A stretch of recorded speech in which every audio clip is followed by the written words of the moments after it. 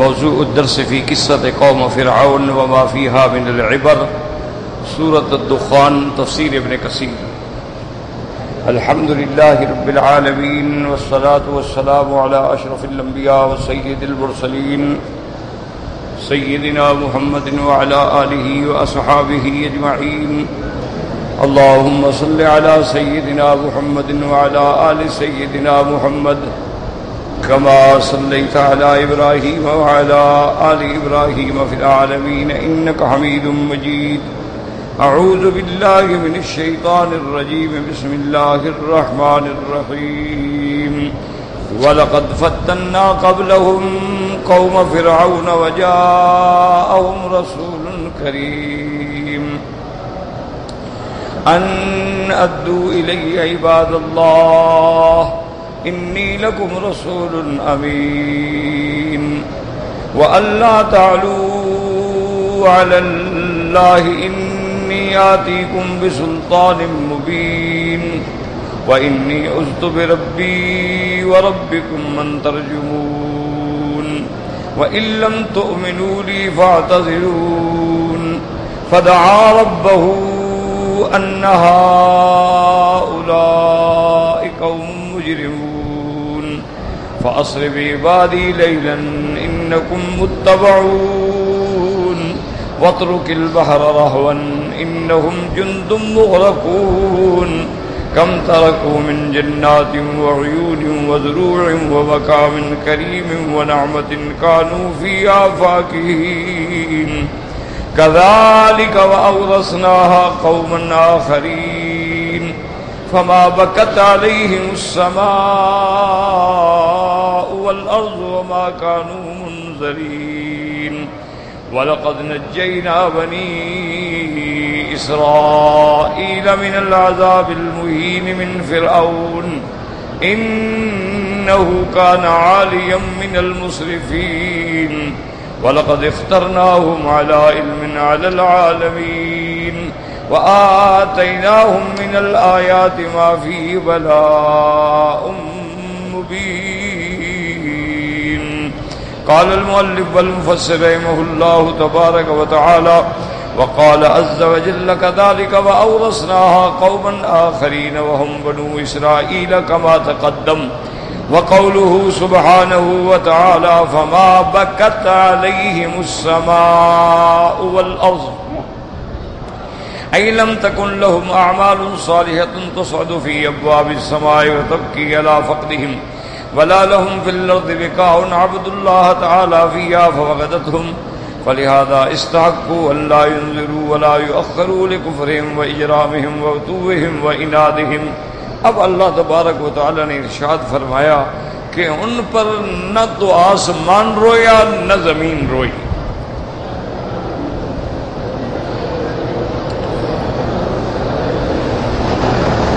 یعنی قوم فرعون کو جب اللہ نے غرق کر دیا تو اس کے بعد اللہ فرماتے ہیں کہ ان پہ نہ تو آسمان رویا اور نہ زمین روئی۔ تو اس سے کیا مراد؟ جیسا کہ خلاصہ درس میں نے عرض کیا تھا کہ اس میں دو قول ہیں۔ ایک قول تو یہ ہے کہ جیسے آدمی محاورے میں کہتا ہے کہ یار اس پہ تو کوئی بھی نہیں رویا نا، تو آسمان اور زمین کا ذکر کر دیا گیا کہ نہ آسمان والے نہ زمین والے، یعنی ان پہ کوئی بھی نہیں رویا۔ اچھی طرح بات دماغ میں رکھیں، کبھی ذکر ہوتا ہے اس جگہ کا مراد جگہ والے ہوتے ہیں، جیسے کہ قرآن پاک میں ہے کہ جب سیدنا یوسف علیہ السلام کے بھائی اپنے بھائی کو بھی گرفتار کرا کے واپس آئے تو انہوں نے حضرت یعقوب علیہ السلام سے کہا کہ وَاسْأَلِ الْقَرْيَةِ الَّتِي كُنَّا فِيهَا۔ انہوں نے کہا کہ جی آپ اس بستی سے پوچھیں۔ اب بستی سے تو کوئی نہیں پوچھتا نا، مراد ہوتا ہے بستی والوں سے پوچھیں کہ جس بستی میں ہم تھے جہاں یہ واقعہ پیش آیا ہے وہاں سے پوچھ لیں، آپ ان لوگوں سے پوچھ لیں۔ کہ نہ آپ کا بیٹا جو ہے بادشاہ کا جام اٹھاتا، نہ اس کے سامان سے وہ مال برآمد ہوتا، نہ وہ پکڑا جاتا، نہ اس کو بادشاہ گرفتار کرتا، ہم کیا کر سکتے؟ تو اب نام تو ہے کریا کا کہ آپ بستی سے پوچھیں، اب بستی سے تو کوئی نہیں پوچھتا نا۔ اسی طرح قرآن کہتے ہیں وَكَم مِّن قَرْيَةٍ أَهْلَكْنَاهَا، اللہ فرماتے ہیں کتنی بستیاں ہیں جن کو ہم نے ہلاک کر ڈالا ہے۔ تو اب بستی سے مراد کیا ہے؟ بستی والوں کو ہلاک کیا جاتا ہے، عذاب تو ان پہ آیا نا۔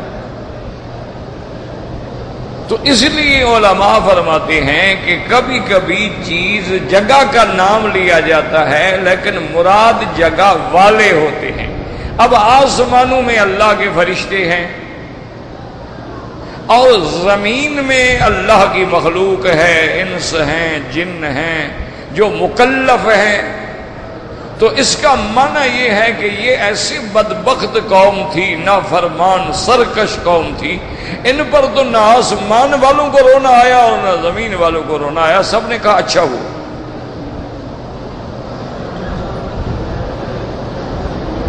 ایک بات یہ سمجھ لیں، اور اسی سے علماء نے ایک مسئلہ سمجھا، انہوں نے کہا کہ ان پر آسمان والوں کو اور زمین والوں کو رونا نہیں آیا، آسمان نہیں رویا، زمین نہیں، مانا آسمان والے نہیں روئے، زمین والے نہیں روئے۔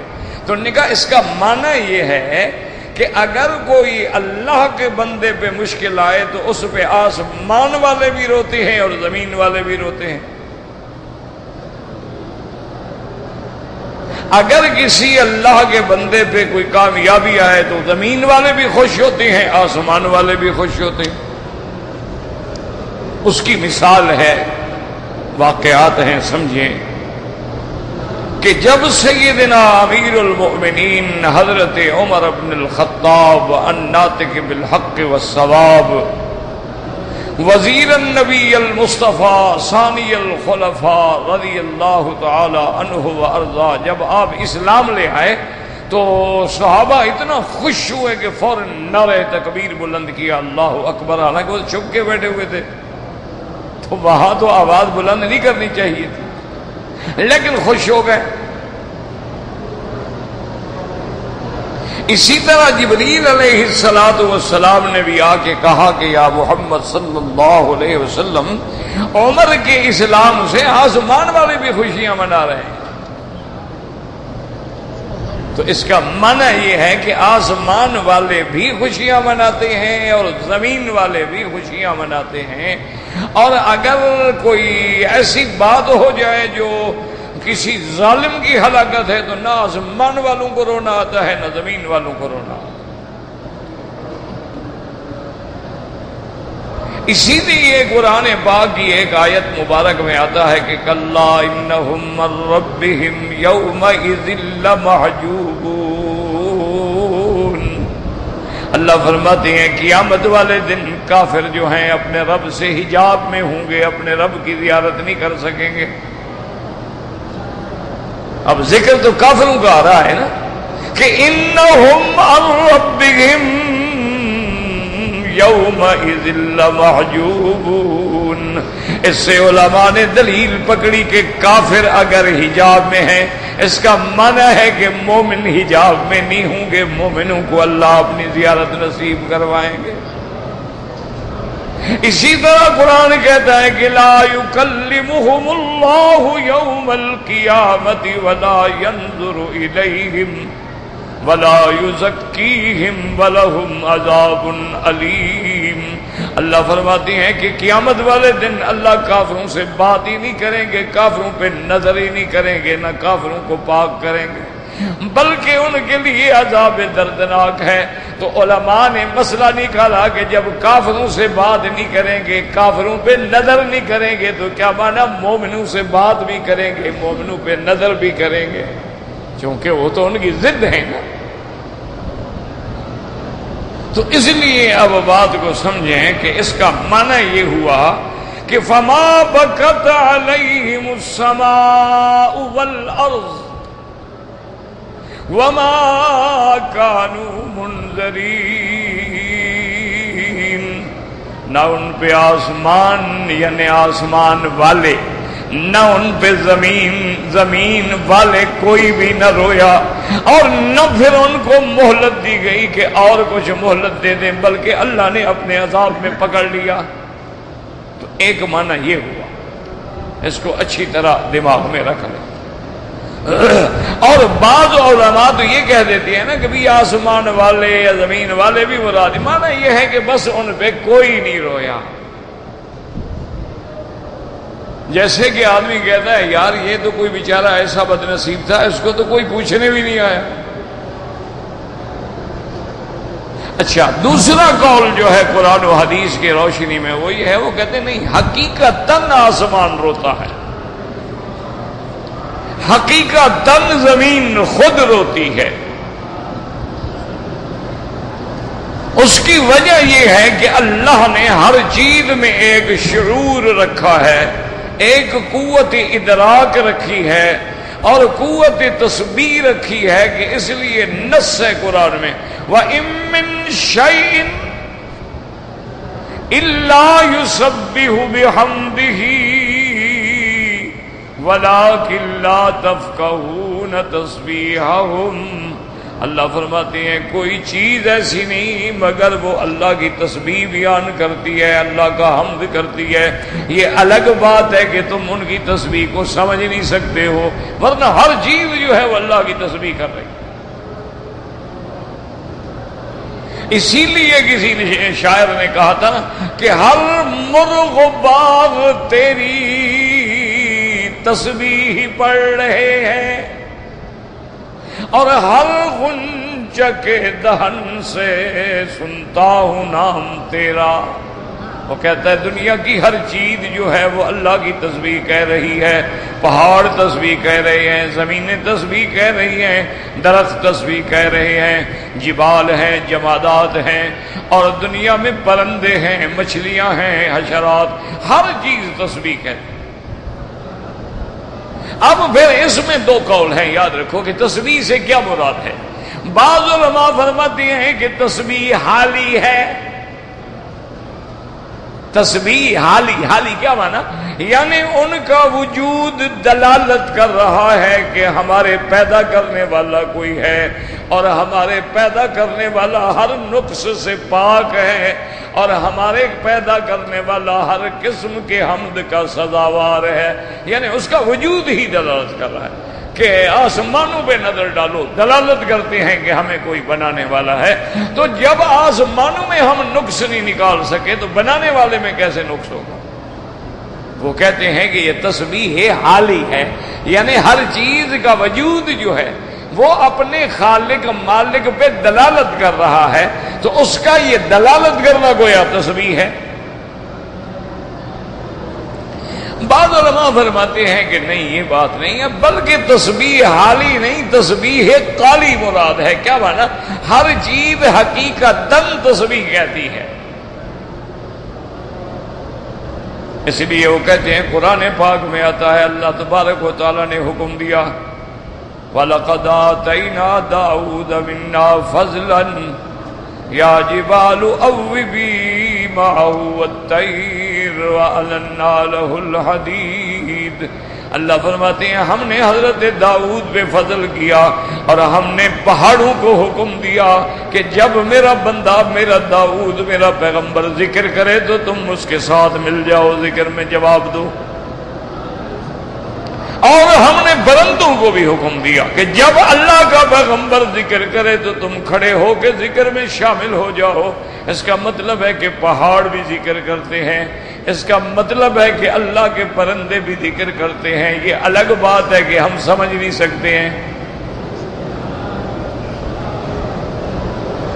اللہ نے ان میں شعور تو رکھا ہے نا، ورنہ حضور پاک کے اس بات کا کیا مطلب ہوگا کہ جب میرے مدنی رحمت دو عالم صلی اللہ علیہ وسلم سفر سے واپس آتے تھے اور آپ کی نظر پڑتی تھی مدینہ منورہ میں جبل احد پہ، آپ اپنی اونٹنی کو ایڑی لگاتے اور تیز کرتے اور فرماتے ہل ہل کسوا، میری اونٹنی تیز چلو اور تیز چلو، ھذا جبل یحبنا ونحبہ، یہ وہ پہاڑ ہے جس کو ہم محبوب رکھتے ہیں اور یہ ہمیں محبوب رکھتا ہے۔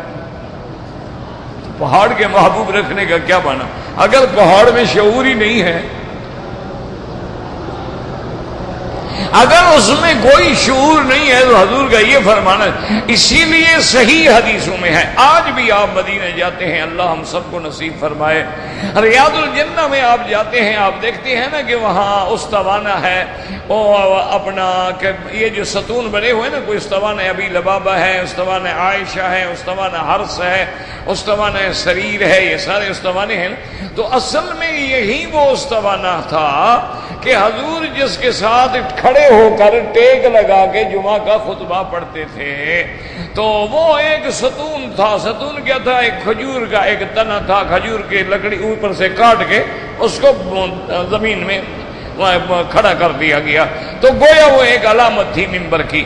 تو ایک عورت نے حضور سے عرض کیا کہ یا رسول اللہ، میرے پاس جو غلام ہے نا وہ لکڑی کا بڑا اچھا کام کرتا ہے، تو آپ کو تکلیف ہوتی ہے کھڑے رہ کے اور پھر بیٹھنے میں، پھر اٹھنے میں بڑا مسئلہ ہو جاتا ہے، اگر آپ اجازت دیں تو میں آپ کے لیے ممبر بنوا دوں لکڑی کا۔ تو حضور نے فرمایا کہ ہاں اجازت ہے۔ تو اس نے پھر وہ ممبر بنوایا جس کے 3 قدم تھے، جس پہ حضور کھڑے ہو کے خطبہ دیتے، پھر بیٹھ جاتے، پھر کھڑے ہوتے۔ تو جس دن وہ ممبر مسجد میں آ گیا، حضور اس درخت کے قریب نہ گئے، اس کھجور کے تنے کے قریب نہ گئے، اور ممبر پہ بیٹھے تو اس نے رونا شروع کر دیا، اور سارے صحابہ نے رونا سنا۔ یعنی اب آپ دیکھیں فراق نبی میں، حضور کی جدائی میں، وہ ایک خشک درخت کا تنا ہے، رو رہا ہے۔ حضور خود اترے ممبر سے، آگے بھی تو رحمت للعالمین ہے نا، رونے والوں کو منانا جانتے ہیں۔ اللہ کے نبی اترے ہیں، صحابہ فرماتے ہیں حضور نے اس کو ایسے سینے سے لگا کے ڈھانپ لیا اور فرمایا بس بس صبر کرو۔ صحابہ کہتے ہیں ہم بالکل سن رہے تھے، جیسے بچے کو چپ کرایا جاتا ہے تو بچہ ہچکیاں بھرتے بھرتے چپ ہوتا ہے، ایسے وہ ہچکیاں بھرتے بھرتے چپ ہوا۔ تو اب لکڑی ہے اور حضور کے فراق میں رو رہی ہے، تو اس کا مطلب ہے لکڑی کے اندر بھی شعور ہے۔ اگر شعور ہی نہ ہوتا تو رونے کا کیا مطلب؟ استوانہ حنانہ معروف ہے اور احادیث میں ہے، اور پھر ایک آدمی نے نہیں، 2 نے نہیں، صحابہ نے سنا ہے۔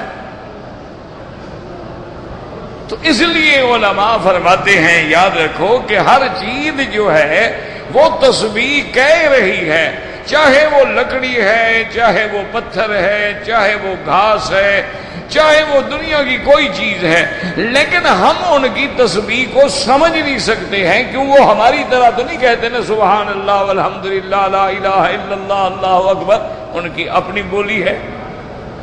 اب جیسے دیکھیں نا کوئی افریقن بات کر رہا ہو ہم نہیں سمجھ سکتے، کوئی یورپین بات کر رہا ہو ہم نہیں سمجھ سکتے، اچھا اسی طرح کوئی آدمی پشتو میں بات کرے ہم نہیں سمجھ سکتے، کیوں وہ بولی ہم نہیں جانتے۔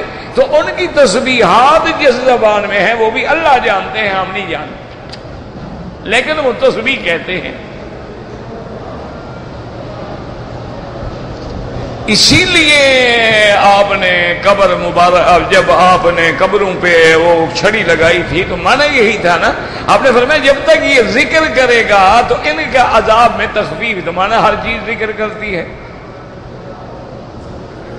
اچھا جانور ہیں، چیونٹی ہے، پورے قرآن میں نہیں، چیونٹی نے باقاعدہ تقریر کی، اپنی قوم کو سمجھایا یا ایھا النمل ادخلوا مساکنکم، چیونٹیوں جلدی کرو بھلو میں گھس جاؤ، سلیمان کا لشکر آ رہا ہے، کہیں روندے نہ جاؤ۔ تو اب چیونٹی بھی بول رہی ہے۔ اچھا حضرت سلیمان نے بھی سنا اس کا بولنا، اس کی تقریر سنی، فتبسم ضاحکا من قولها، آپ ہنس پڑے کہ دیکھو چیونٹی کو بھی اپنی برادری کا فکر ہے۔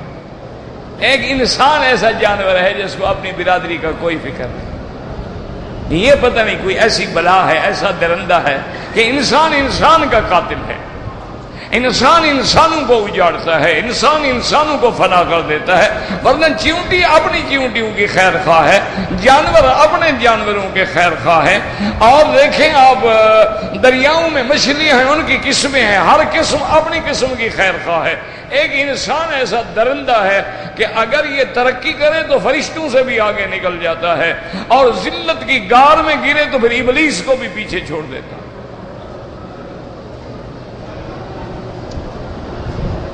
تو اس لیے اب سمجھیں تو بعض علماء کہتے ہیں نہیں، حقیقتاً فما بکت علیہم السماء والارض، کہ اللہ نے آسمانوں میں ہر مومن کے لیے، ہر انسان ایمان والے کے لیے 2 دروازے رکھے ہیں۔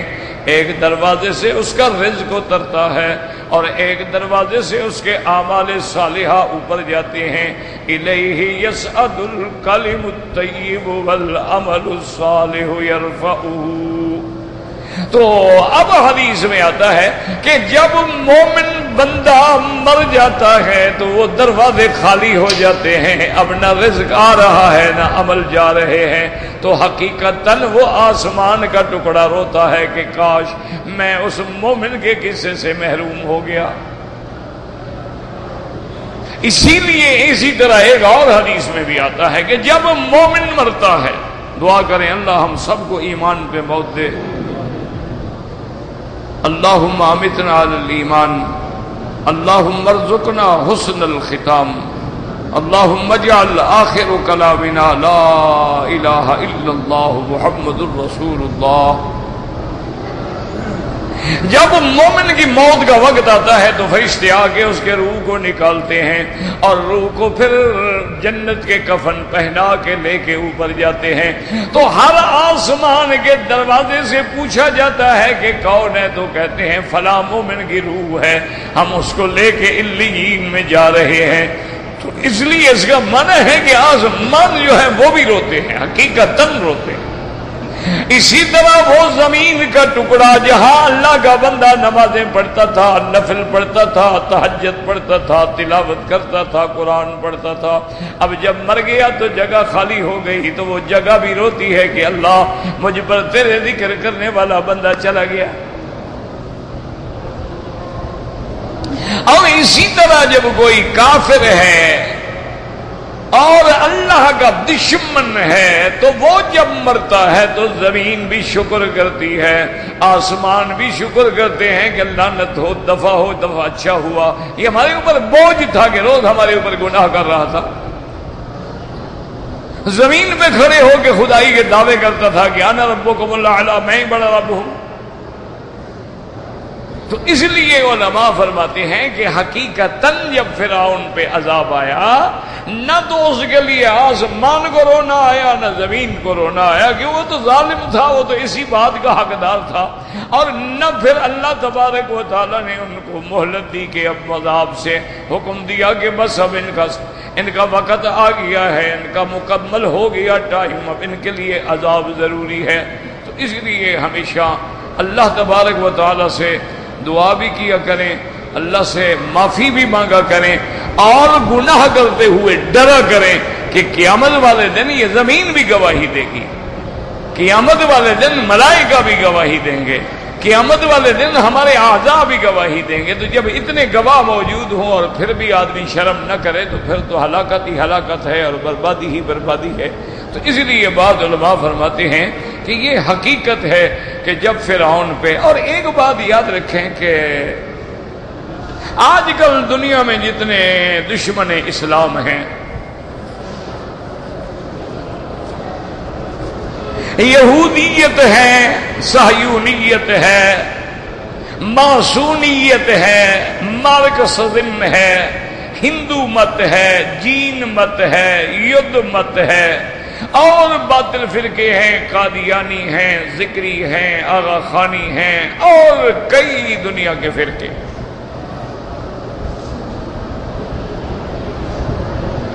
ان سب فرقوں نے ایک مستقل مشن بنا لیا ہے کہ جو بالکل کھلے کافر ہیں وہ تو قرآن کا انکار کرتے ہیں استہزاء کرتے ہیں اور قرآن کے بارے میں شکوک ڈالتے ہیں، اور جو بظاہر مسلمان اپنے آپ کو کہتے ہیں وہ قرآن کی تحریف کرتے ہیں، قرآن کے معنی کو بدل دیتے ہیں۔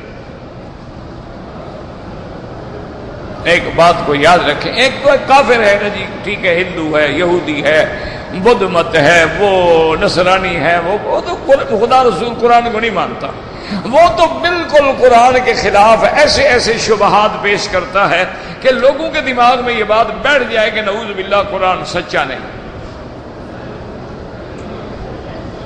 اور جو باطل فرقے ہیں بظاہر اپنے آپ کو مسلمان کہتے ہیں، جیسے قادیانی ہیں، آغا خانی ہیں، ذکری ہیں، اسی طرح اہل بدعت و اہل اہوا ہیں، وہ بھی کہتے ہیں ہم سچے پکے مسلمان تو ہم ہیں۔ تو ان کی عادت یہ ہوتی ہے کہ وہ قرآن کا انکار نہیں کرتے، قرآن کو سچا مانتے ہیں، قرآن کو اللہ کی کتاب مانتے ہیں، لیکن قرآن کے معنی میں ترجمے کے اندر معانی میں ایسی تحریف کرتے ہیں کہ ان کے مقصد کا ترجمہ جو ہے وہ حاصل ہو جائے۔ اس کی چھوٹی سی مثال دے دوں تاکہ اللہ کرے آپ کو سمجھ آ جائے۔ اب دیکھیں نا جی، قرآن میں آتا ہے کہ ہدہد نے آ کے حضرت سلیمان کو بتلایا اور کہا کہ احط بما لم تحط بہ، تو کہتے ہیں دیکھو جی، اگر اتنے راز کی باتیں، ان غیب کی چیزوں کا علم ایک پرندے کو ہو سکتا ہے تو انبیاء یا اولیاء اللہ کو کیسے نہیں ہو سکتا؟ اب دیکھیں انہوں نے تحریف کی قرآن کی، انہوں نے کہا دیکھو چیونٹی کہہ رہی ہے کہ چھپ جاؤ چھپ جاؤ، سلیمان کا لشکر آئے گا تمہیں رون ڈالے گا، تو اس کو بھی پتا ہے کہ لشکر آئے گا، تو اگر ایک چیونٹی کو علم غیب ہو سکتا ہے تو اولیاء اللہ کو اور انبیاء کو کیوں نہیں ہو سکتا؟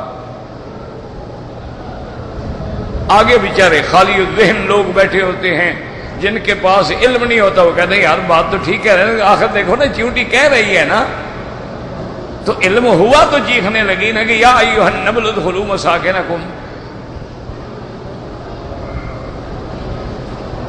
ہدہد کو پتہ لگا تو اس نے آگے اتنی بڑی سچی رپورٹ دی کہ جناب وہاں ایک ملکہ ہے، اس کی حکومت ہے، اس کا تخت ہے، اس کی قوم ہے، اس کی فوج ہے اور سارے سورج کے پجاری ہیں۔ وہ کہتے ہیں دیکھو جناب، اتنا علم اگر ایک پرندے کو حاصل ہو سکتا ہے تو کیا ایک اللہ کے ولی کو اور اللہ کے پیغمبر کو حاصل نہیں ہو سکتا ہے؟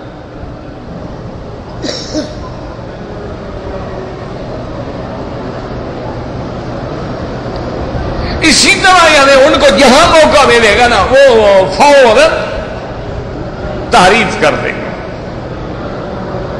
کہتے ہیں کہ یوسف علیہ السلام کے ابا جو ہیں جب وہ بیٹے آئے اور خون آلود کرتا لے کے آ گئے تو ابا نے صاف کہہ دیا کہ بل سولت لکم انفسکم امرا، یہ تمہارے اپنے اندر کی گھڑی ہوئی بات ہے، واللہ المستعان، میرا اللہ میرا مددگار ہے، تم جو کچھ کہہ رہے ہو تم نے گھڑا ہے، تم نے بنایا ہے، حقیقت نہیں ہے۔ یہ کہتے ہیں دیکھو علم غیب تھا تو یہ کہہ رہے ہیں نا۔ تو یہ عادت ہوتی ہے، یاد رکھو، باطل فرقے کی کہ جہاں قرآن میں لفظ آیا موقع ملا فوراً اس کا معنی بدل ڈالا۔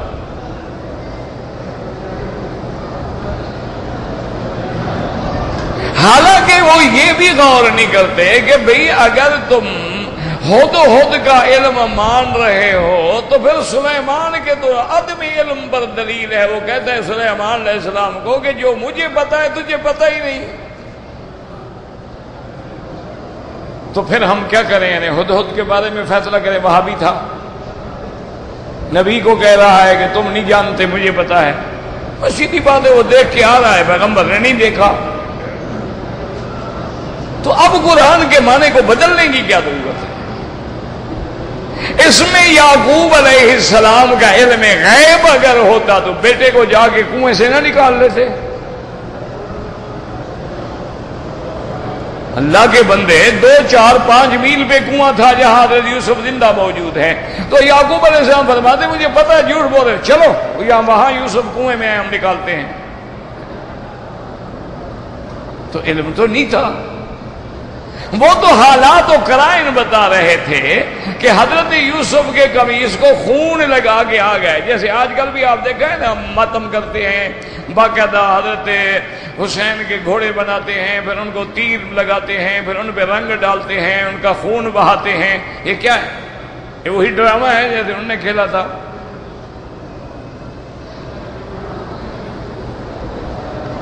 وَجَاءُوا عَلَىٰ قَمِيصِهِ بِالدَّمٍ كَذِبٍ, جھوٹا خون لگا کے آ گئے.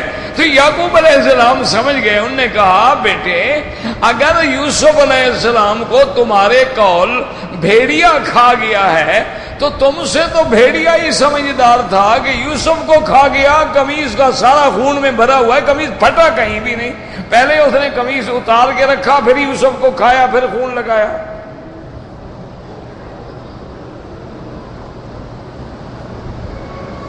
تو انہوں نے کہا اس کا مطلب تو ہوا کہ بھیڑیا بھی تم سے زیادہ سمجھدار تھا. تو وہ تو حالات کے پیش نظر کہہ رہے ہیں کہ بل سولت لکم انفسکم امرا, یہ تم لوگوں نے گھڑا ہے, اس میں علم غیب کی کون سی بات ہے. اسی طرح ذکری کہہ دیتی ہیں کہ دیکھو جی سارے قرآن میں حکم ہے یا ایھا الذین آمنوا اذکروا اللہ ذکرا کثیرا. کہیں اللہ فرماتے ہیں فاذکرونی اذکرکم, کہیں فرماتے ہیں اقم الصلاۃ لذکری. تو نماز بھی ذکر ہے, قرآن بھی ذکر ہے, حج بھی ذکر ہے, ہر عبادت ذکر ہے. جب ہم ذکر کرتے ہیں ہمیں نماز پڑھنے کی کیا ضرورت ہے؟ انہوں نے بھی اللہ کے قرآن کو بدل ڈالا. کیا یہ ترجمہ اللہ کے نبی کو نہیں آتا تھا؟ اللہ کے نبی تو نمازیں پڑھتے رہے, ان کو ذکر کا معنی سمجھ نہیں آیا. تمہیں 1400 سال کے بعد سمجھ آیا. تو یہ ہوتی ہے, یاد رکھو, عادت کے باطل فرقے جو ہیں نا وہ نہیں روح. اسی لیے جیسے کہ آج کل آغا خانی ہے, انہوں نے 2-3 نمازیں معاف کر دی. کیوں؟ وہ کہتے ہیں قرآن کہیں کہتے ہیں فَارْكَعُوا مَعَ الرَّاكِعِينَ, رکوع کرنے والوں کے ساتھ مل جاؤ. کہیں کہتے ہیں یا مریم اقنتی لربک واسجدی وارکعی, اور کہیں قرآن کہتے ہیں واسجدوا, سجدہ کرو. تو پڑھیں گے کہ اگر ہم نے ایک کر لیا, کبھی رکوع کر لیا, کبھی ایک نماز پڑھ لی, کبھی 3 پڑھ لی, ٹھیک ہو گیا بس. یہ 5 نمازیں تو کہتے ہیں قرآن میں کسی جگہ ہے نہیں. اب لوگ بھی پریشان ہوتے ہیں, وہ ڈھونڈنے جاتے ہیں کہ یار 5 نمازیں تو قرآن میں نہیں. اللہ کے بندے, قرآن اترا محمد رسول اللہ پر, قرآن اللہ کا کلام ہے, اس کی شرح, اس کی تفسیر, اس کا عملی نمونہ جو ہے وہ محمد مصطفیٰ ہے. اب جس پیغمبر کو اللہ نے نبی بنا کے بھیجا ہے, انہوں نے کہا کہ اللہ نے مجھ پر 5 نمازیں فرض کی ہیں. پھر ہر سرکار دو عالم نے 5 نمازیں پڑھ کے دکھلائی ہیں. پھر آپ نے بتلایا کہ فجر میں 2 رکعت ہیں, ظہر میں 4 رکعت ہیں, عصر میں 4 رکعت ہیں, مغرب میں 3 رکعت ہیں, عشاء میں 4 رکعت ہیں. فجر, مغرب, عشاء جہری نمازیں ہیں, اور ظہر, عصر سری نمازیں ہیں. تو یہ سارا نمونہ عملی طور پر حضور پاک نے ہمیں دکھا دیا, بات ختم ہو گئی.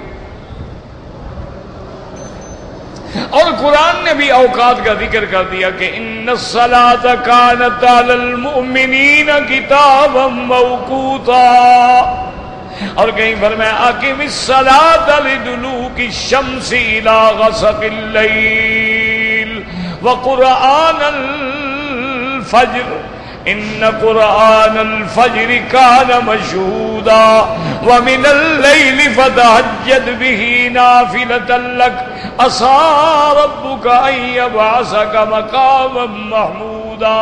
اور کسی جگہ اللہ پاک نے فرمایا کہ ان قرآن الفجر کان مشہودا. تو سارے اوقات کا ذکر بھی آ گیا, فجر کا ذکر بھی آ گیا, مغرب کا بھی آ گیا, عشاء کا بھی آ گیا, رات کا بھی آ گیا, تہجد کا بھی آ گیا, نوافل کا بھی آ گیا. تو اللہ کے قرآن میں سب کچھ ہے، لیکن باطل فرقے جو ہیں وہ تعویلات کرتے ہیں اور اللہ کے قرآن کو نعوذ باللہ بدلنے کی کوشش کرتے ہیں۔ تو کافر تو انکار، تو اب یہ ساری تمہید میں نے کیوں باندھی کہ کافر جو ہیں دشمنان اسلام جو ہیں وہ یہ کہتے ہیں کہ جناب یہ جو مسلمانوں نے قرآن میں واقعہ لکھا ہے فرعون کا، موسیٰ علیہ السلام کی قوم کا، کہ وہ غرق ہو گئے، وہ ڈوب گئے، وہ کہتے ہیں یہ تو حادثے ہوتے رہتے ہیں، اب بھی لوگ ڈوب جاتے ہیں۔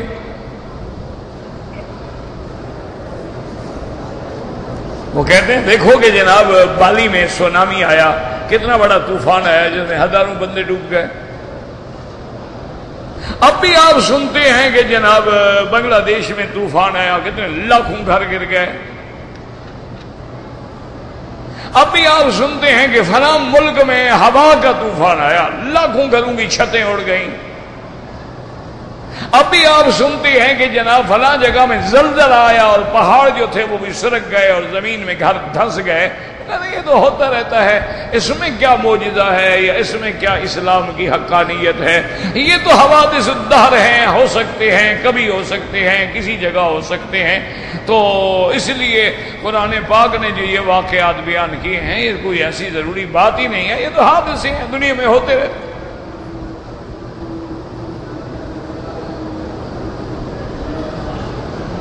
تو یاد رکھو وہ اس طرح مسلمانوں کے دماغ میں ایک فتنہ بٹھاتے ہیں تاکہ مسلمانوں کا دماغ جو ہے وہ اللہ کے قرآن سے اور انبیاء کی شان سے بدزن ہو جائے۔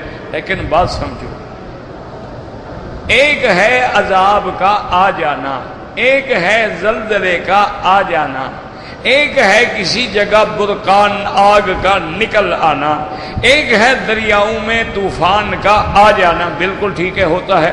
لیکن آپ ہمیں یہ بتائیں کہ ایک ایسا عذاب کہ جس میں اللہ حکم دے کہ موسیٰ علیہ السلام بنو اسرائیل کو لے کر رات کو چلو، آگے دریا آئے گا، پھر ہم آپ کو دریا سے گزاریں گے، پھر فرعون تمہارا تعاقب کرے گا، دریا میں تم اپنا پانی پہ عصا مارنا، ہم تمہارے لیے راستے بنائیں گے، تم جب گزر جاؤ گے دریا کو کچھ نہ کہنا، اسی حال پہ رہنے دینا، جب تیرا دشمن اندر آئے گا تو اس کو پھر ہم غرق کریں گے۔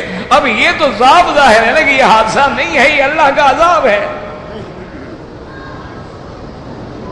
کہ موسیٰ علیہ السلام اور بنو اسرائیل تو بچ گئے، لیکن فرعون اور اس کی قوم غرق ہو گئے، اور ساری باتیں پہلے پیغمبر کو اللہ بتا رہے ہیں ایسا ہوگا، ایسا ہوگا، ایسا ہوگا۔ اب حضرت نوح علیہ السلام کی قوم پہ عذاب آیا ہے تو اللہ نے پہلے حکم دیا کہ آپ کشتی بنائیں۔ اچھا، لوگ جب گزرتے تو ہنستے، کہتے ہیں حضرت نوح صاحب دماغ خراب ہو گیا نعوذ باللہ، کہ دیکھو جناب کشتی ہوتی ہے دریاؤں میں، سمندروں میں، نوح علیہ السلام ہمارا جو کہتا ہے میں نبی ہوں، یہ جناب خشکی پہ کشتی بنا رہا ہے، دیکھو دماغ جواب دے گیا ہے کہ نہیں؟ ہم ٹھیک کہتے تھے نا دیوانہ ہے۔ اللہ نے فرمایا ٹھیک ہے، ان کو کہو ہنس لو، ان تسخروا منا، ہنس لو، جو ہنس رہے ہو نا، ایک وقت آئے گا پھر تم رو گے اور ہم ہنسیں گے۔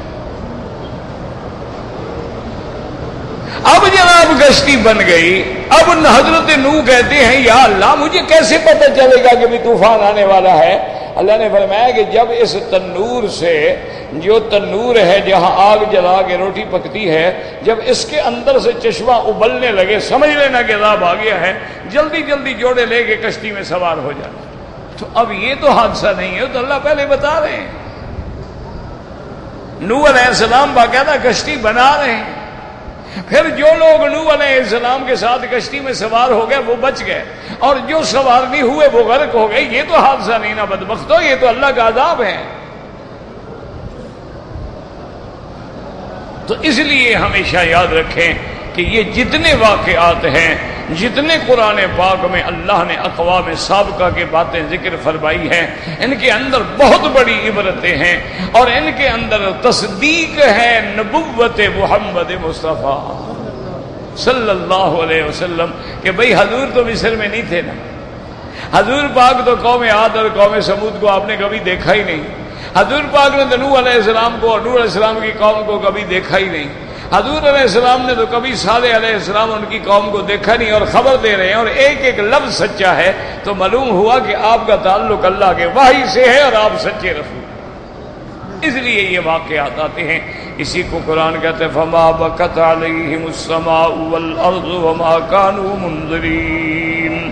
اب مفسر فرماتے ہیں کہ لم تکن لهم اعمال صالحۃ، ان کے کوئی اچھے عمل جو نہیں تھے، تصعد فی ابواب السماء فتبقی علی فقدہم، کہ آسمانوں کی طرف ان کے اعمال صالحہ جاتے تھے، اب جب وہ اعمال نہیں جاتے تو آسمان ان کی جدائی پہ رو رہا ہے۔ ولا لهم فی الارض بقاع، اور نہ زمین میں کوئی ایسا ٹکڑا تھا جہاں وہ اللہ کی عبادت کرتے تھے کہ اب اس جگہ عبادت نہیں ہوتی، تو اس لیے وہ فریاد کرتا ہے۔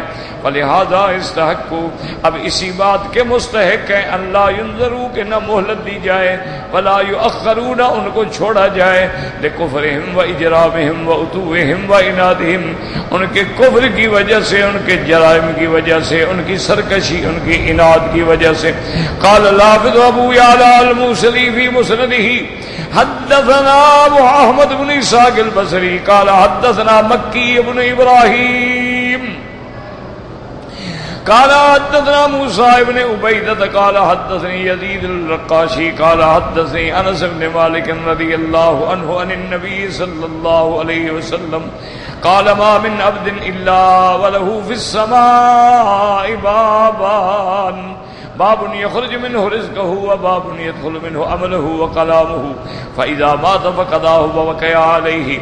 اس حدیث پاک میں آتا ہے جو ابو یعلا موصلی نے اپنی مسند میں ذکر کی ہے، حضرت انس بن مالک رضی اللہ تعالیٰ عنہ فرماتے ہیں کہ سرکار دو عالم رحمت دو عالم سیدنا محمد مصطفیٰ صلی اللہ علیہ وسلم نے فرمایا ما من عبد الا وله في السماء بابان، کوئی بندہ نہیں مگر اس کے آسمان میں دو دروازے ہوتے ہیں، باب یخرج منہ رزقہ، ایک دروازے سے اللہ اس کا رزق اتارتے ہیں، و باب یدخل منہ عملہ و کلامہ، اور ایک دروازے سے اس کے عمل اور اس کی کلام اور اس کا اللہ کی عبادات اور ذکر جو ہے جاتا ہے۔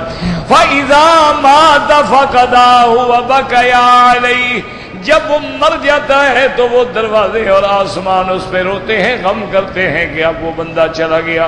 وَتَلَا هَذِهِ الْآيَةَ فَمَا بَكَتْ عَلَيْهِمُ السَّمَاءُ وَالْأَرْضُ وَذَكَرَ أَنَّهُمْ لَمْ يَكُونُوا عَمِلُوا عَلَى الْأَرْضِ عَمَلًا صَالِحًا يَبْقَى عَلَيْهِمْ۔ اس کا معنی فرماتی ہیں کہ فرعون اور اس کی قوم نے کوئی زمین پہ اچھا کام نہیں کیا تھا کہ آج ان پہ زمین روتی۔ وَلَمْ يَسْعَدْ لَهُم مِّنَ السَّمَاءِ مِنْ كَلَامِهِمْ وَلَا مِنْ عَمَلِهِمْ كَلَامٌ طَيِّبٌ وَلَا عَمَلٌ صَالِحٌ فَتَوْقَدَهُمْ وَتَبْقَى عَلَيْهِمْ، اور نہ آسمانوں کی طرف ان کا کوئی عمل تھا صالح، نہ کوئی کلام صالح تھی جو آسمانوں کی طرف عرش پہ جاتی، تو اس لیے اب جب مر گئے برباد ہو گئے تو وہ نہ ملا تو وہ روئیں۔ تو معنی یہ ہے کہ حقیقتاً آسمان بھی روتے ہیں، زمین بھی روتی ہے۔ رواہ ابن ابی حاتم حدیث موسیٰ بن عبیدہ وهو الربذی وقال ابن جریر حدثنی یحییٰ بن طلحہ قال حدثنی عیسیٰ بن یونس عن صفوان بن عمرو عن شریح بن عبد عبید الحضرمی قال قال رسول اللہ صلی اللہ علیہ وسلم ان الاسلام بدا غریبا وسیعود غریبا کما بدا۔ آپ نے فرمایا کہ اسلام جب آیا تو اجنبی تھا، اور ایک وقت آئے گا کہ پھر بھی اسلام اجنبی اجنبی لگے گا۔ الا لا غربت علی مؤمن ما مات مؤمن فی غربت غابت فی انفیا بواکیہ الا وقت علیہ السماء والارض۔ حضور نے فرمایا مومن کے لیے کوئی غربت نہیں ہوتی ہے، اگر کوئی مومن بندہ سفر میں مر جاتا ہے اس پر کوئی رونے والا نہیں، کوئی غم کرنے والا نہیں، کوئی افسوس کرنے والا نہیں، تو اللہ کے آسمان و زمین اس پہ روتے ہیں۔ ثم قرأ رسول اللہ صلی اللہ علیہ وسلم فما بكت عليهم السماء والارض قال انهما لا يبكيان على الكافر، جب کافر مر جاتا ہے تو آسمان و زمین نہیں روتے ہیں، لیکن اگر مومن مر جاتا ہے تو اس پہ اللہ کے آسمان اور زمین بھی روتے ہیں۔ اللہ کے فرشتے اس کے لیے بخشش کی دعائیں کرتے ہیں، اللہ کے فرشتے اس کے لیے اللہ سے رحمت مانگتے ہیں، جیسے قرآن فرماتا ہے کہ ہاں عرش کے جو فرشتے ہیں یسبحون بحمد ربہم ویستغفرون یستغفرون، اللہ کی تسبیح بیان کرتے ہیں، حمد بیان کرتے ہیں، اور زمین والوں کے لیے اللہ سے بخشش مانگتے ہیں، اللہ سے معافی مانگتے ہیں، اللہ تعالیٰ کی رحمت طلب فرماتے ہیں۔ تو نتیجہ یہ نکلا کہ اگر مومن مرتا ہے تو آسمان زمین حقیقتاً روتے ہیں، کافر مرتا ہے تو نہیں روتے۔ باقی آسمان زمین کیسے روتے ہیں ان کا رونا الگ ہے، انسانوں کا رونا الگ ہے، جانوروں کا رونا الگ ہے، پرندوں کا رونا الگ ہے، مچھلیوں کا رونا الگ ہے۔ ہر چیز کا اپنا اپنا ایک انداز ہوتا ہے، ایک علم ہوتا ہے۔ اس پہ بڑے بڑے لوگوں نے کتابیں بھی لکھی ہیں۔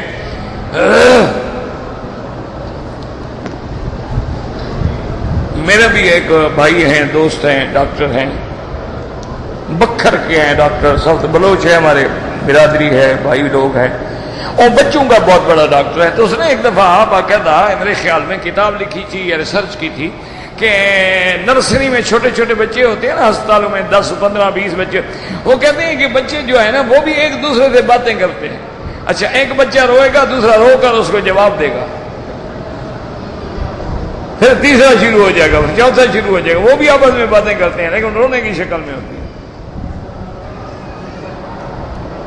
وہ سمجھ رہے ہوتے ہیں، ہم نہیں سمجھتے۔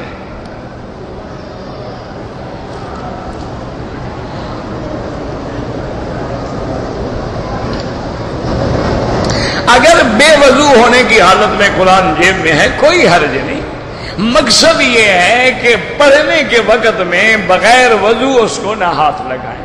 اب جیب میں تھا، وضو نہیں رہا تو آرام سے نکال کے رکھ لیں، وضو کر کے پھر جیب میں رکھ لیں۔ لوگوں نے یمانی پہ موقع ملے تو بسم اللہ اللہ اکبر وللہ الحمد استلام کریں، اور دعا ہے اللہم انی اسألک العفو والعافیہ ربنا آتنا فی الدنیا حسنۃ، یہ دعا پڑھیں۔ اللہ کے فرشتے بھی دعا کرتے ہیں کہ اللہ اس بندے کی دعا قبول فرما۔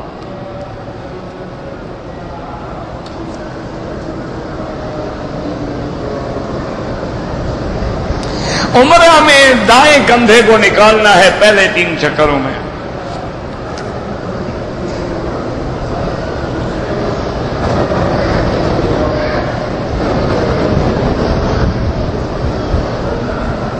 اگر آدمی اپنے اسکول یا کالج میں پیسہ خرچ کرتا ہے کہ جب اس کے کالج سے خرچ کے بعد زیادہ رہے گا لے لے گا تو کوئی بات نہیں۔ لوگ پرائیویٹ کالج نہیں چلا رہے ہیں، پرائیویٹ سکول چلاتے ہیں، پیسہ لگاتے ہیں، پھر فیس لیتے ہیں، کماتے ہیں، کوئی منع نہیں۔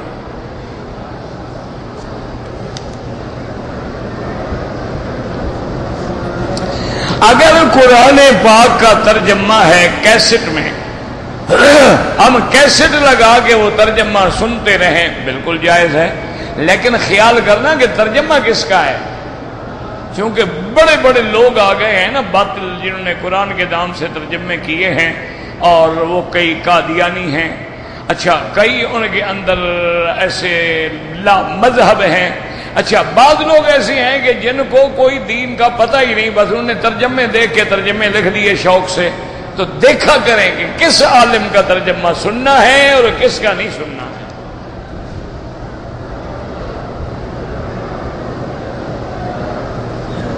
کہتے جی طواف صفا میں جو اضافہ کیا جائے بالکل ٹھیک ہے، اب صفیں اگر مسفلے تک چلی جائیں تو اسی حرم کی نماز شروع ہوگی نا۔ دیکھو نا اب حج میں صفیں بنتی ہیں، او ماشاءاللہ ادھر الحفائر میں ہوتی ہیں، ادھر جہاد ہوٹل سے بھی گزر جاتی ہیں، اور ادھر مسئلے کے آخر تک پہنچ جاتی ہیں، اور اس طرف سے ماشاءاللہ معابدے تک چلی جاتی ہیں۔ ٹھیک ہے، ساری نماز ایک ہے، کیوں صفیں صفوں سے ملتی گئی، بات ختم ہو گئی۔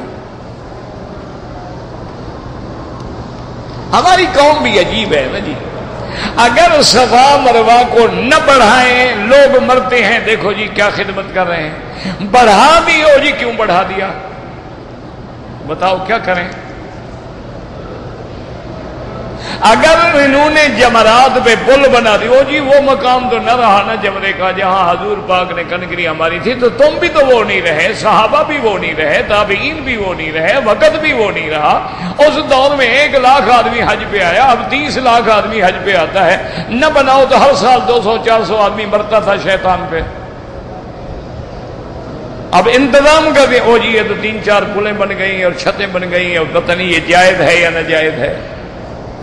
اللہ کا شکر ہے، یاد رکھو یہاں اس ملک میں قرآن و سنت کا قانون ہے، اور فقہی مسائل میں یہ امام احمد بن حنبل رحمت اللہ علیہ کو لیتے ہیں، اور پھر جب اتنے بڑے بڑے کام ہوتے ہیں ان پہ باقاعدہ حیہ کبار العلماء کی کمیٹیاں بیٹھتی ہیں، اور کبھی کبھی یہ ہوتا ہے کہ رابطے کے اجلاس میں باہر کی دنیا سے بھی علماء منگوا کے ان کے سامنے مسئلے رکھے جاتے ہیں۔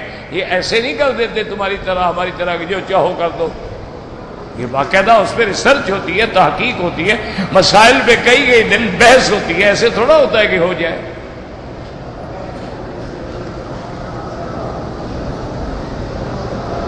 ما حکم اصحاب الامائم الخضراء فصل منہم،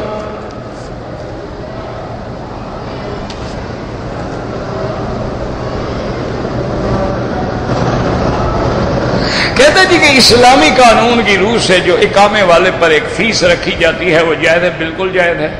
یہ کوئی نوکر ہیں تمہارے کہ تمہارے سارے انتظامات کی ذمہ داری اٹھائیں، اتنے محکمے چلائیں، اتنے آدمی رکھیں، اتنی نظام کو سنبھالنے والے رکھیں، ان پہ تنخواہیں خرچ کریں، کیا وجہ کیا ہے؟ کوئی ہمارے ملازم ہے یہ؟ آپ کو اچھا نہیں لگتا چھوڑ دیں آپ۔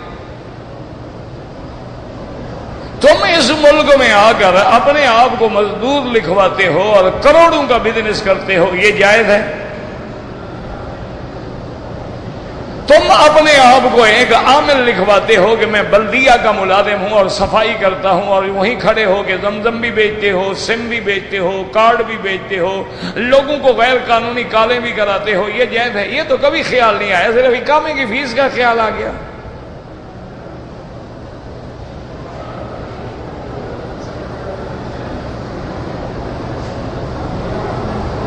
نظام کو چلانے کے لیے سب چیزیں ضروری ہوتی ہیں۔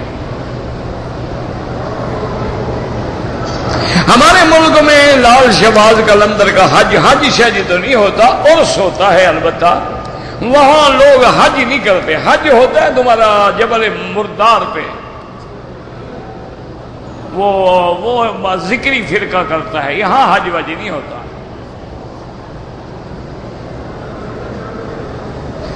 آذان سے پہلے الصلاۃ والسلام علیک یا رسول اللہ، اگر یہ پڑھنا دین ہوتا، محبت ہوتی، عبادت ہوتی تو سب سے پہلے حضرت بلال پڑھتے، تم ان سے بڑے عاشق نہیں ہو، یہ خالص بدعت ہے۔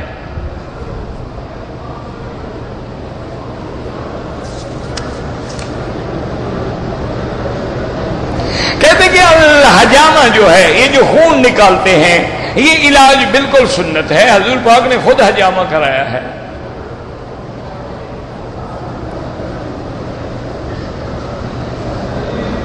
کہتے جی کہ اگر کوئی آدمی اپنی زندگی میں اپنی جائیداد کی تقسیم شرعی طور پہ کر دے، بالکل جائز ہے، کوئی منع نہیں، بلکہ بڑی اچھی بات ہے کہ موت کے بعد جھگڑے نہ ہوں۔ آپ کسی عالم سے فتویٰ لے کر وصیت نامہ بنا کے تصدیق کرا کے رکھ لیں، زندگی میں جائیداد تقسیم کر کے اولاد کو دے نہ دیں، دے دی تو انشاءاللہ آپ سڑک پہ بیٹھے ہوں گے۔ اولادیں آج کی بڑی فرما بردار ہیں، فکر نہ کرو، آپ کی زندگی پھر فٹ پاتھ پہ گزرے گی۔ وہ تو اسی طرح آپ کو بابا سمجھتے ہیں کہ ابھی زمین لینی ہے آپ سے، ورنہ وہ تو ٹاٹا کر کے انشاءاللہ گئے۔ آپ سب کچھ اپنے پاس رکھیں، لیکن شریعت کے مطابق وصیت نامہ بنا کے تصدیق کر کے کہیں امانت رکھ دیں کہ میرے مرنے کے بعد شریعت کے مطابق جائیداد اس طرح تقسیم کی جائے۔ جب تک زندہ ہو اپنا قبضہ برقرار رکھو۔ اگر اللہ سے وعدہ کرے پورا نہ کرے توبہ کرو، بس استغفار کرو، اور کیا کریں۔ حرم میں عورتوں کا نماز پڑھنا بالکل جائز ہے، لیکن افضل یہ ہے کہ گھر میں پڑھیں۔ اللہ کے بندے، آپ مسافر عورت ہے، وہ حرم میں نہ آئے، کیا کرے؟ اکیلی بیٹھی رہے گی ہوٹل میں؟ کون ذمہ دار ہے اس کی عزت و عفت و عصمت کا؟ کیا سمجھتے ہیں آپ یہاں فرشتے رہتے ہیں سارے؟ تمہارے ملک میں تو چھوٹا شیطان کام کرتا ہے، یہاں تو ابلیس کام کرتا ہے۔ تمہارے ملک میں تو چھوٹے چھوٹے کافر ہوتے ہیں، یہاں تو ابو جہل رہتا تھا۔ بالکل عورتیں آئیں بس دور رہیں، مردوں میں نہ ملیں، ورنہ نماز گھر میں افضل ہے، اس میں کوئی شک نہیں۔ لیکن وہ مسافر ہے، 8 دن کے لیے آئی ہے، اس کو حرم سے کیوں منع کیا جائے؟ بلکہ میں تو اس بات کا قائل ہوں کہ اگر عورت کو حیض بھی ہو تو ہوٹل میں نہ چھوڑو، اس کو لے آؤ حرم کے باہر میدان میں بٹھا دو، کوئی اعتبار نہیں ہے۔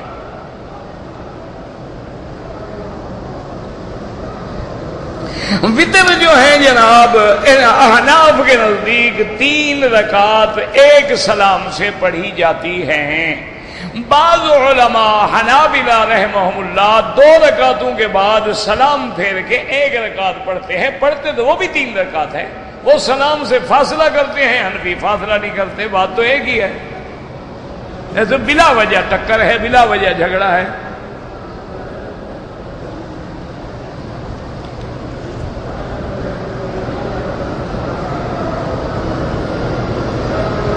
کہتے تھے کہ قیامت کی بڑی نشانیاں جب ظاہر ہوں گی تو پھر بھی دعا قبول، ہاں بالکل ہوگی، دعائیں تو اس دن توبہ قبول نہیں ہوگی جب طلوع الشمس من مغربہا، سورج جو ہے مشرق کے بجائے مغرب سے نکلے گا، پھر توبہ قبول نہیں ہوگی۔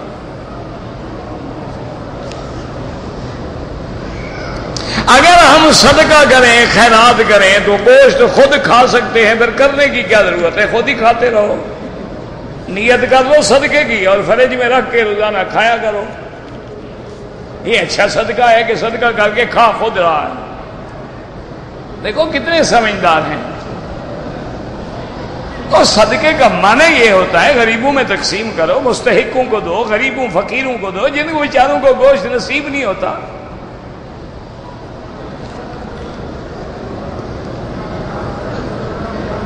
اگر ہم مکے میں رہنے والے ہیں، عصر کی نماز کے بعد ہم مسجد عائشہ گئے احرام باندھنے کے لیے، تو نماز نہیں پڑھیں گے بالکل، کیونکہ لا صلاۃ بعد العصر حتی تطلع الشمس۔ یاد رکھو حرم میں تو پھر بھی گنجائش ہے، حرم کے باہر تو کسی کے نزدیک بھی جائز نہیں، وہ مسجد عائشہ تو حرم کے باہر ہے۔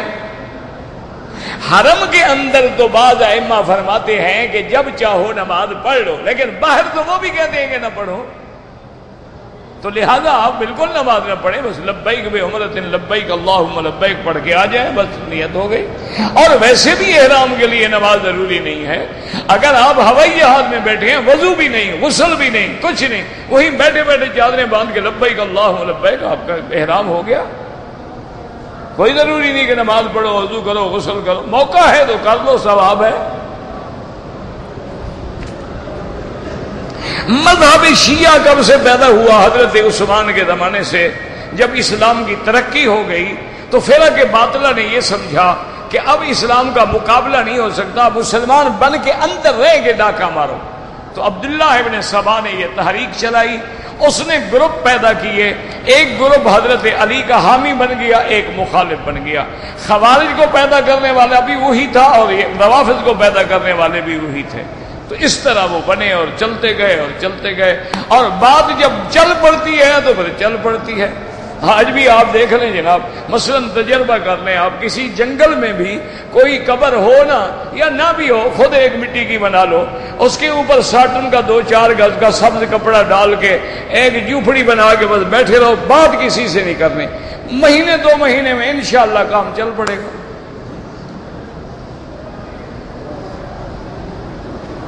اور یہ ایسا بہترین نسخہ ہے کہ نہ تو انکم ٹیکس والے قریب آئے، نہ کوئی سیلز ٹیکس والا قریب آئے، نہ کوئی گورنمنٹ کا آئے تو برباد ہو جائے گا، پیر کی پٹ لگے گی تمہیں، ہم سے ٹیکس لیتے ہو۔ بہترین ملیں لگانے کی کیا ضرورت ہے؟ قبر بنا لو فی امان اللہ، نہ کوئی مل کی ضرورت ہے نہ اور کسی کام کی ضرورت۔ دیکھا نہیں آج جناب عرس ہو رہے ہیں، یعنی اولیاء اللہ کا عرس ہے اور ناچ ہو رہا ہے، یعنی اللہ کا ولی ناچ پہ راضی ہوگا یا ناچ کا ثواب ملے گا حضرت کو؟ نہ آپ ایمان سے کہیں کہ ناچنا جو ہے اسلام میں جائز ہے، یہ دھمال لگانا اور پاؤں میں گھنگرو باندھنے اور لوہے کے زنجیر ڈالنے، اس کا ثواب ہوگا جو تم حضرت کو بخش رہے ہو۔ کہتے ہیں جی حضرت کے عشق میں پاگل ہو گیا، 6 کلو چاول کھا جاتا ہے، وہ پاگل گیا۔ اب ہم تو جانتے ہیں نا، یہ سارے پیر میرے یار ہیں، بڑے میرے ساتھ دوستی شوستی ہے، ان کی گپ شپ لگی رہتی ہے، یہاں آتے ہیں تو ملتے ہیں اور وہاں بھی میرا احترام تو کرتے ہیں، بیچارے اندر سے پتہ نہیں کیا کہتے ہوں گے۔ تو آپ ایمان سے کہیں کہ یہ سارے اللہ کے بندے ہو جی، یہ مجذوب ہے، اچھا مجذوب ہے بھی ہو، اللہ کی رحمت سے سارا زردے کا اتنا بڑا تھال کھا گیا ہے مجذوب۔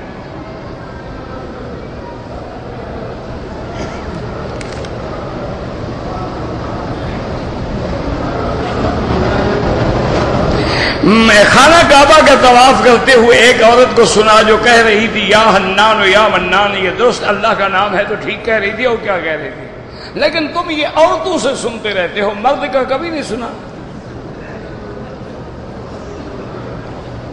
نہیں، یہ دیکھو نا عمرے والا ہے، تو نے یہ کبھی نہیں سنا مولوی مکی کیا پڑھ رہا ہے، میرا تو آپ نے کبھی نہیں سنا، عورت کا سن لیا کہ یا حنان منان ٹھیک پڑھ رہی تھی، ورنہ یہ جائے گا نا اس کو پڑھائے گا نا غریب۔ اللہ کے بندے، اللہ کا نام ہے یا حنان یا منان یا رحیم یا رحمان یا حی یا قیوم، جس نام سے بھی پکارو، للہ الاسماء الحسنی فادعوہ بہا۔ بلکہ اس پہ تو ایک بزرگ کا بہت بڑا وظیفہ بھی ہے، وہ ہمیشہ دعا کرتے تھے کہ یا حنان یا منان یسر امورنا فی کل مکان و کل زمان۔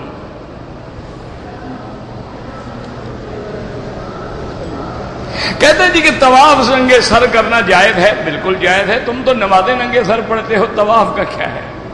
ویسے جائز ہے جناب، کوئی فرق، قمیص بھی اتار دو تب بھی جائز ہے، لیکن یہ نہ کہنا عورتیں بھی اتار دیں۔ اچھا، یہ ننگے سر صرف مردوں کو نماز پڑھنی چاہیے یا عورت کو بھی؟ اللہ سے دعا کرو اللہ ہدایت دے، دین کو سمجھنے کی توفیق دے، دعا کرو اللہ جھگڑے دور کرے، اللہ اختلاف دور کرے۔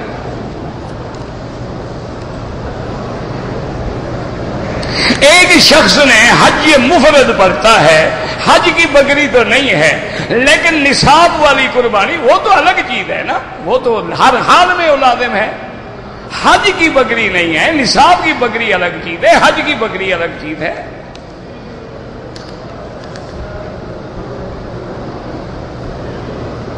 عمرے کے بعد اگر طواف کے دوران آدمی موزے پہنے یا جرابیں پہنے بالکل جائز ہے، عورت نماز جنازہ پڑھ سکتی ہے، بالکل پڑھ سکتی ہے۔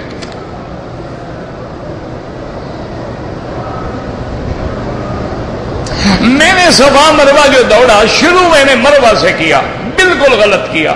اب علاج یہ ہے کہ ایک نفلی طواف کر کے دوبارہ صفا صحیح دوڑ لو، ورنہ دم دینی پڑے گی۔